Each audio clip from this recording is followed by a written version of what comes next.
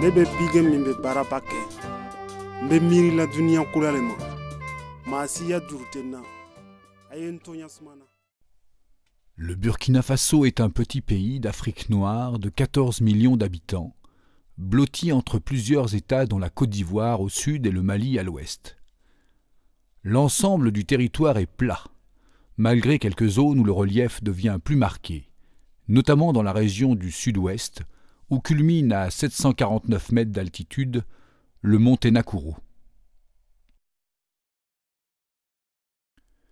Le pays est très irrégulièrement arrosé et la pluie, toujours capricieuse et souvent convoitée, devient un enjeu considérable pour la survie des peuples tiraillés par plusieurs options. Le choix difficile entre une agriculture intensive destinée à l'exportation et une agriculture vivrière pour alimenter les populations locales.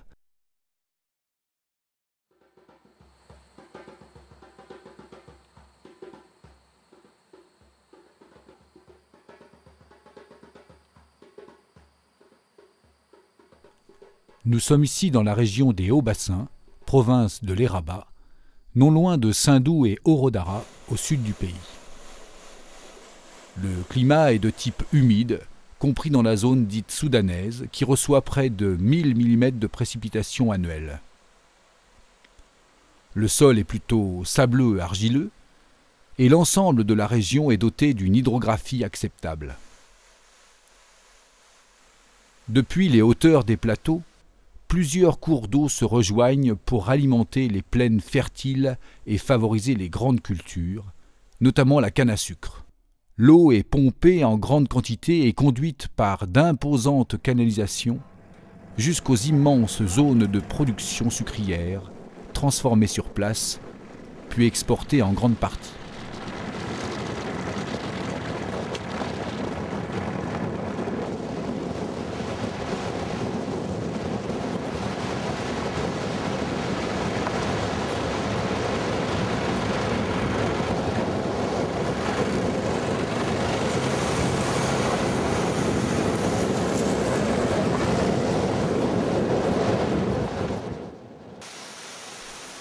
L'eau, précieuse et fragile, progresse sur le plateau et s'agite dans le décor somptueux des chutes de Karfigela. Elle poursuit sa descente au milieu des caïcédras, des manguiers et d'une végétation luxuriante jusque dans la plaine. La petite rivière Koba, affluente de la Comoé, prend sa source sur les hauteurs et se faufile dans ce paysage remarquable. Du sommet des chutes, le paysage rural environnant s'expose à perte de vue.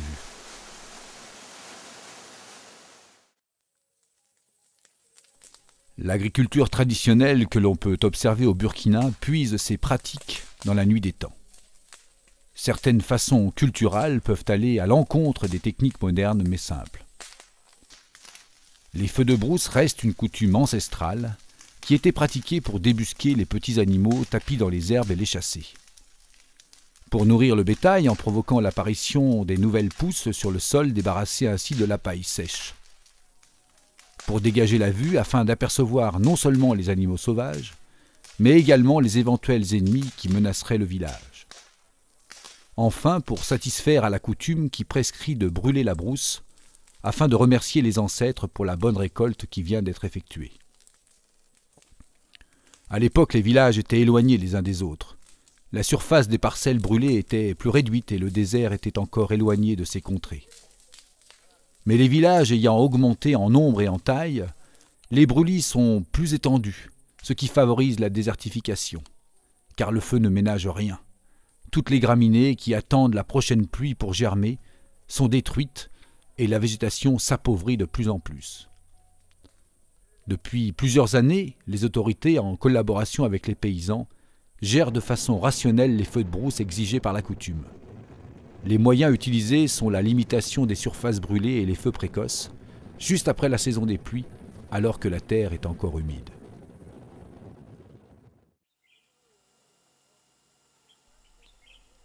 Le temps prend tout son temps, disent les anciens. Ici, il a pris plusieurs millions d'années pour créer un vaste décor quasi surnaturel, constitué de dizaines de roches érodées d'une 50aine de mètres de haut.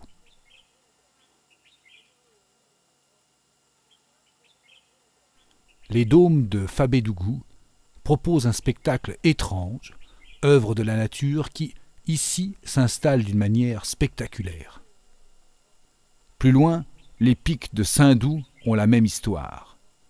L'imagination ne peut s'empêcher de travailler, tant le spectacle est hallucinant. On croit distinguer d'abord comme des cathédrales, puis de grandes statues, des sculptures monumentales façonnées dans la roche, par les vents et la pluie, avec tout le génie dont la nature est capable.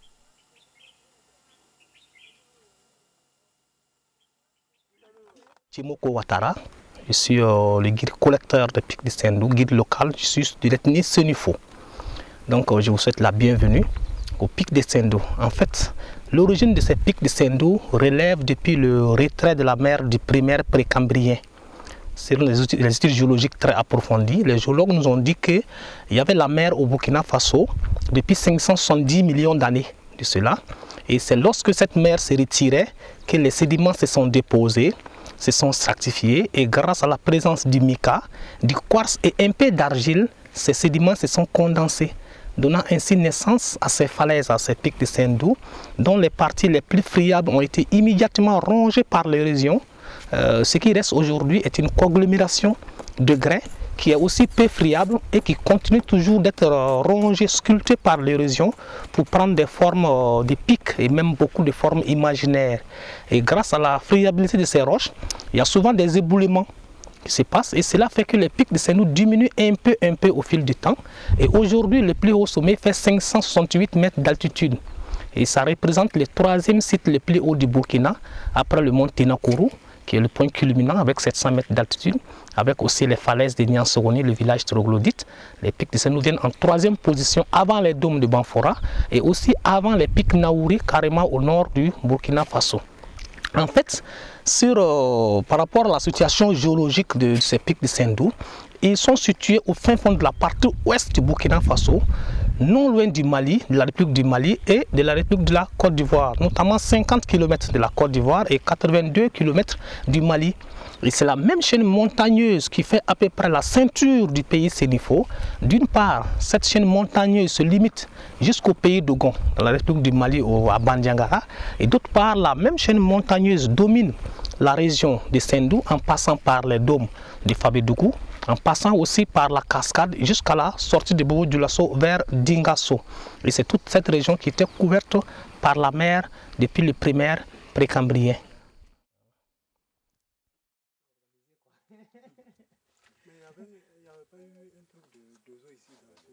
Oui, c'est des grands dossaux. C'est qu'il y en avait qui étaient venus du Mali. Voilà. Vous savez, chaque année, le plateau des pics de Sendou a d'abord été habité par les hommes préhistoriques. Parce que selon les fouilles archéologiques, il y a eu le ramassage de beaucoup de pierres taillées, des haches poliées, des silex relevant depuis la préhistoire.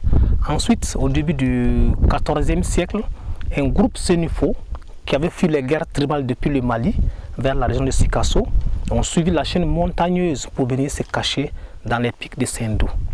Et c'était un peuple sénéfo très puissant, des grands chasseurs. Donc le premier chef était un célèbre chasseur qui s'appelait Massabari Ouattara. Et on estime que ce chef Massabari Ouattara est le premier fondateur, le chef fondateur du village de Sendou. Dès leur arrivée, selon la tradition orale, ils ont immédiatement fondé un village. Et après la fondation du village, Massabari Ouattara a demandé aux esprits, comme son niveau d'initiation lui avait permis de se rendre en communication avec ce monde mystique. Il a demandé aux esprits la protection des biens et des personnes qui habitent dans son village. Et ça a été la signature d'un protocole d'accord, un pacte, un protocole d'accord verbal quoi, entre les humains et les esprits. Et c'est là que le nom de Sendou est venu. Sendou signifie la zone protégée par les esprits ou la protection abri. Perché sous la falaise, au milieu d'un vaste territoire de savane, le village troglodyte de Niansogone se fait discret pour se protéger des éventuels envahisseurs qui pourraient piller leurs récoltes. Le petit village est caché dans le territoire des Babouins, en altitude. C'est un refuge du groupe ethnique Ouara, menacé par les Sénoufos. Aujourd'hui abandonné, le site est remarquable.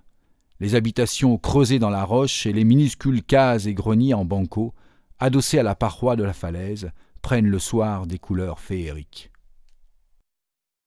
Là, nous sommes dans le village Sénoufo de Niansogone, habité par les Warama.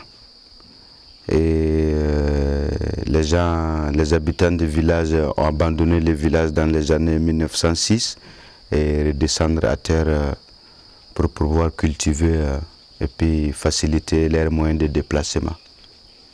Et là maintenant c'est resté un site touristique ouvert à tous les visiteurs qui veulent venir découvrir.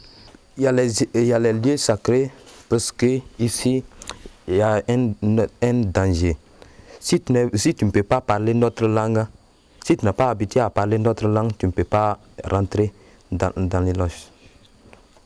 Tu dois être un habitant de ce village qui peut parler la langue Ouara pour pouvoir rentrer dedans.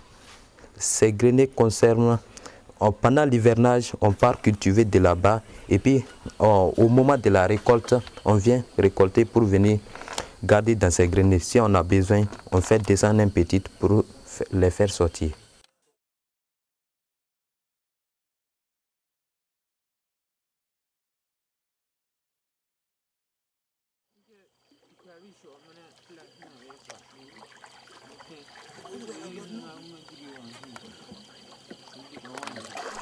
L'ambiance est calme et feutrée sur le lac Tengrela.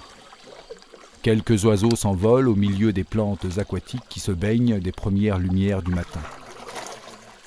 Les pêcheurs relèvent leurs filets et prélèvent quelques poissons pour nourrir leurs familles ou pour les vendre sur les marchés des villages voisins. Les pirogues avancent lentement pour traverser le lac et rejoindre une petite zone paisible.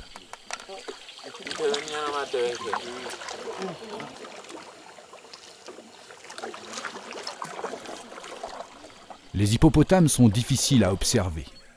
Au lever et au coucher du soleil, ils font quelques apparitions et leur petite colonie d'une quinzaine d'individus se laisse approcher à une certaine distance de sécurité. Les pachydermes semblent défier le temps et restent immobiles de longues heures pour se protéger des températures accablantes de la journée. Ils laissent hors de l'eau leurs narines et le sommet de leur crâne, parfois leur dos quand ces mastodontes tentent un changement de position.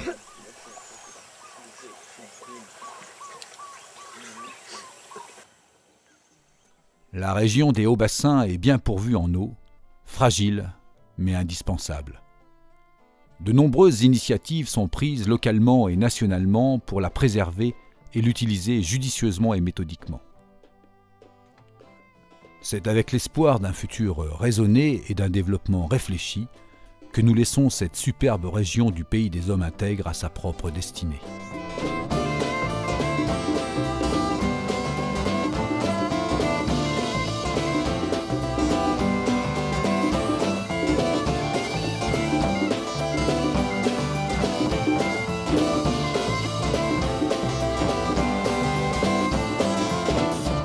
be bigem min be baraba kɛ n be miirila duniɲa kura le ma maa si ya juru tɛ n na a ye n tɔɲa sumana mam yaa rũng sẽn tʋmd wʋsgo mam zãmsda vɩɩm paalga mam ka tar nedbã a yembr sãmd ye mam datame tɩ b bas mam sɩɩ mam yaa rũng sẽn tʋmd wʋsgo mam zãmsda vɩɩm paalga mam ka tar nedbã a yembr sãmd ye mam datame tɩ b bas mam sɩɩ